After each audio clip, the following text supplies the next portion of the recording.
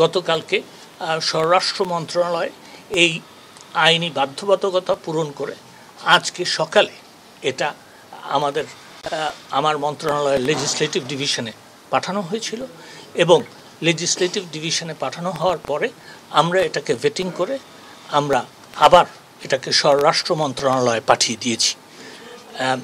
আমার মনে হয় যে কিছুক্ষণের মধ্যেই স্বরাষ্ট্র মন্ত্রণালয় এই গেজেট নোটিফিকেশন পাবলিশ করে দিবেন।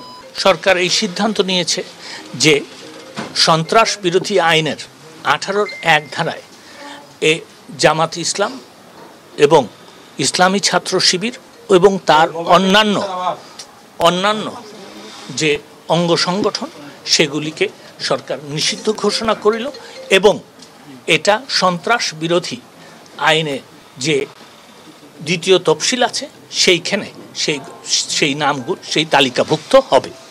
বাংলাদেশে আইন আছে, যে অপরাধ করেছে সে কিন্তু আইনের আওতায় এসেছে এবং আইন তার নিজস্ব গতিতে চলবে। সন্ত্রাস বিরোধী আইনে আপনারা করছেন, এখন একজনকে কি সরকার মানে অপরাধী হিসেবে শাস্তি দিতে পারে কিনা আদালত ছাড়া?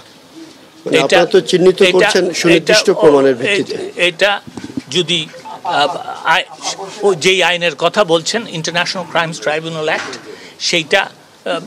সেইখানেও আমরা সংশোধন করার ব্যবস্থা করেছি এবং এই ব্যান করার পরেও তাকে আপনার সাজা দেওয়া যাবে না এমনটি নয়, কিন্তু কথা হচ্ছে ব্যান যেহেতু হয়ে গেছে হয়তো ব্যান করার ব্যাপারটা সাজার মধ্যে আর আসবে না।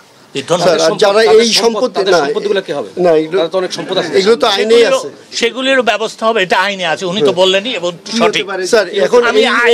দল হিসাবে আমি একটা কথা বলি, আমার কাছ থেকে স্পেকুলেটিভ আনসার আপনারা পাবেন না, আমার কাছে রিয়েলিস্টিক আনসার পাবেন। জি বলেন স্যার, যে একটা দল হিসাবে তো আপনারা ব্যান করতে যাচ্ছেন বা করেছেন, এই দলের যারা সদস্য কতজন সদস্য আপনারা জানেন কিনা, বা এই সদস্যদের এখন কি হবে? তারা কি ফৌজদারি আইনে অপরাধী হিসেবে গণ্য হবে নাকি কি হিসাবে হবে?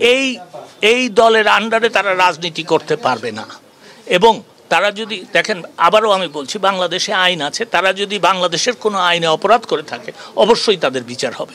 কিন্তু এটা যদি আপনারা বলেন গণহারে জামাতে ইসলামের যারা নতুন কর্মী, যারা 1971-এর পরে জন্ম নিয়েছে কিন্তু তাদেরকে বিচার করা হবে, আমি এরকম গণহারে বিচার করা হবে না।